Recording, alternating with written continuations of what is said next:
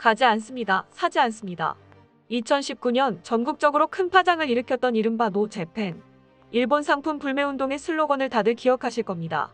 2년여가 지난 오늘까지도 불매운동의 의지를 꺾지 않은 애국자들이 많습니다.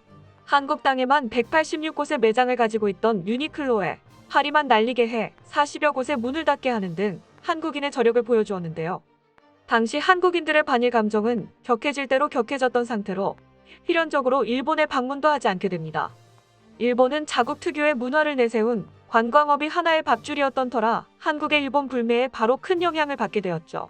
한국인 관광객의 비율이 상당했던 탓인데요. 일본 전역의 관광업 매출이 급감했지만 특히 큰 타격을 받은 것은 일본보다 한국에 더 인접한 대마도였습니다. 대마도는 그야말로 관광업으로 먹고 산다고 해도 과언이 아닌 섬이었습니다. 연간 53만 명의 외국인 관광객이 방문하는데 그중 41만 명이 한국인일 정도로 한국인의 방문이 많았는데요. 한국인 관광객들의 지갑에서 나오는 돈만 해도 880억 원 상당이었다고 합니다. 그런데 2년 전 한국에서 일본 불매운동이 일어나면서 한국 관광객이 90% 이상 감소하고 대마도의 지역 경제가 휘청거렸는데요. 대마도 시청에서는 일본 정부에 긴급 재정 지원까지 요청했습니다. 경제적 피해는 가히 자연재해 때와 맞먹는다고 말할 수 있을 정도였죠. 일본 불매운동이 터지기 전에 일본인들은 어찌나 배가 불렀던지 자신들을 먹여 살리는 한국 관광객들에 대해 혐한 감정을 표출하며 접객을 거부하기도 했었습니다. 그런데 이제는 대마도 시청 직원까지 나서서 한국에 가서 한국 관광객 유치 캠페인이라도 하고 싶습니다. 제발 좀 대마도에 와주세요라며 한국인들을 애타게 기다린다고 하소연하기도 했죠. 최근 들어 한국인들이 다시 대마도를 방문하고 있지만 대마도의 관광업자들은 여전히 울상입니다. 대마도를 포함한 일본의 하늘까지만 갔다가 돌아오는 무착륙 국제관광 비행의 승객들 뿐이기 때문인데요. 이는 2020년부터 경영위기를 맞은 항공사들이 목적지 없는 비행을 시작한 것이었습니다.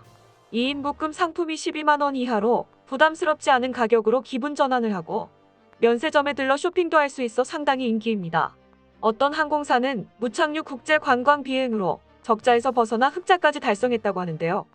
이제는 완전히 한물 가버렸지만 한때는 세계적으로 인기를 끌어 무수한 관광객들을 끌어모은 일본의 화려한 문화가 사실은 한국의 영향을 받아 만들어졌다는 것은 많은 분들이 알고 계실 것 같습니다.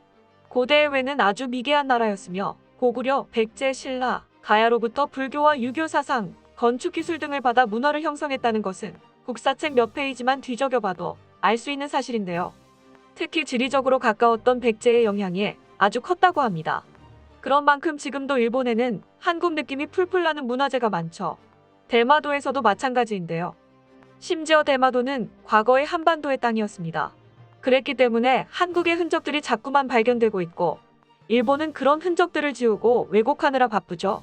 일본인들이야 늘상 하던 것처럼 나몰라라 하며 두 나라의 문화가 유사한 것은 일본의 문화가 한국으로 전해졌기 때문이라는 궤변을 늘어놓기도 하지만 한민족들이 외로 건너가면서 외의 문화가 만들어지기 시작했다는 것은 각종 역사서에 명시된 사실입니다. 1948년 8월 이승만 전 대통령이 대마도 반환 요구를 전격 발표했습니다.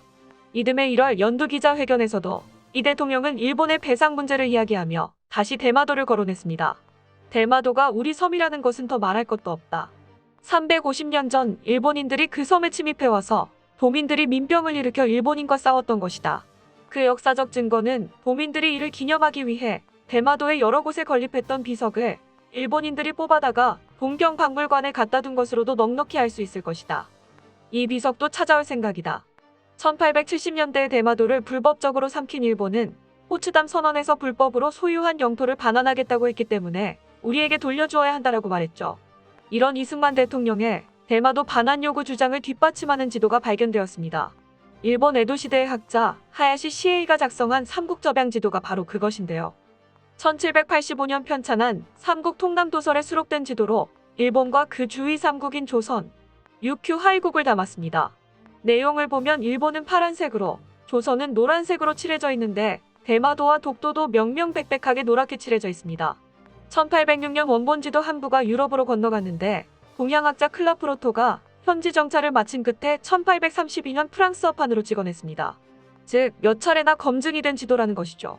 1862년 일본은 미국의 해리스 대사, 영국의 알코크 대사 등 당시 열강 대사들에게 삼국접양 지도를 공식 인증받았는데 이는 대마도가 한국의 영토임을 국제사회가 인정한 셈이었습니다. 삼국접양지도에 대해 세종대 호사카 유지 교수는 결론적으로 독도가 한국 영토임을 국제법적으로 명시하고 있는 것이다. 하야시 시헤이의 삼국통남도설과 삼국접양지도만으로도 독도의 영토 문제는 해결된다고 말했는데요. 그런데 삼국접양지도에는 대마도도 조선의 영토로 표기되어 있습니다. 호사카 유지 교수의 논리대로라면 대마도도 역시 한국의 영토가 되는 것이었는데요. 영악한 일본은 삼국접양지도를 위조하여 대마도를 일본의 것으로 둔갑시킵니다. 미국 하와이대와 일본 와세다대에서 소장 중인 조선팔도 지도는 삼국접양지도와 함께 수록되었던 것인데 여기에는 대마도가 일본령으로 표시되어 있습니다만 일본의 특기가 왜곡과 날조라는 것은 한국인 모두가 뼈저리게 잘 알고 있는 사실이죠. 2008년 도호쿠대에서 대마도가 조선령으로 표시되어 있는 원본이 발견됩니다. 하야시 시에이의 서명도 들어있는 진짜 조선팔도 지도인 것이죠. 1788년부터 1873년까지 최소 85년 동안 한일 양국 영토를 식별하는 공식 지도로 활용해온 기록도 함께 발견되었다고 합니다. 이승만 대통령의 대마도 반환 요구를 접한 일본 정부의 반응은 위기감과 체념이었다고 하는데요. 일본 정부는 메가더 연합군 사령관에게 대마도 확보를 위해 필사적으로 로비를 했다고 합니다. 1950년 1월 17일 일본은 500만 달러를 투입하는 대마도 개발 계획을 발표했습니다. 2일 후에는 일본 수상이 히로히토 천황에게 이승만 대통령의 대마도 반환 요구에 대해 보고했습니다.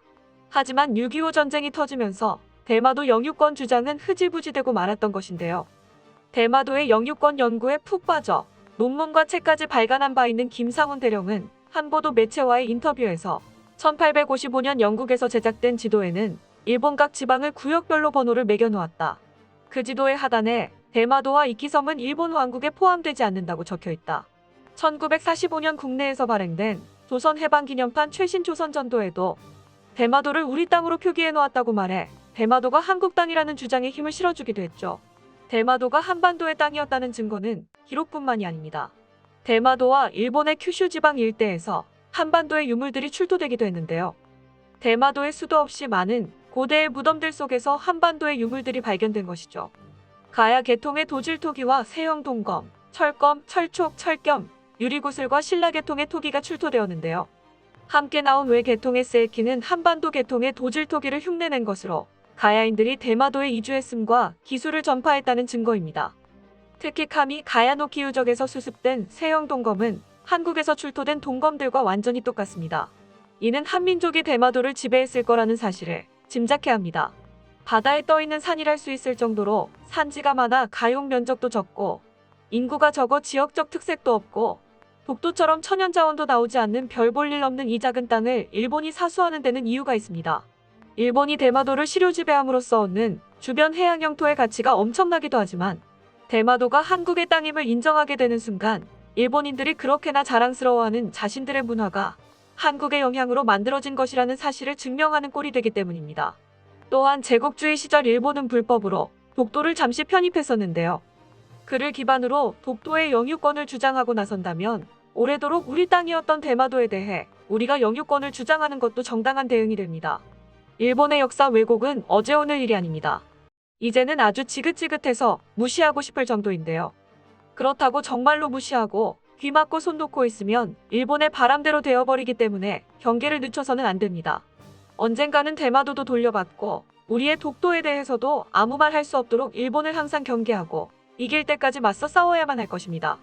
우리의 땅이 우리의 곁으로 돌아올 그날을 기다립니다. 끝까지 시청해주셔서 감사합니다. 도움이 되셨다면 좋아요를, 다른 이야기도 궁금하시면 구독을 눌러주세요.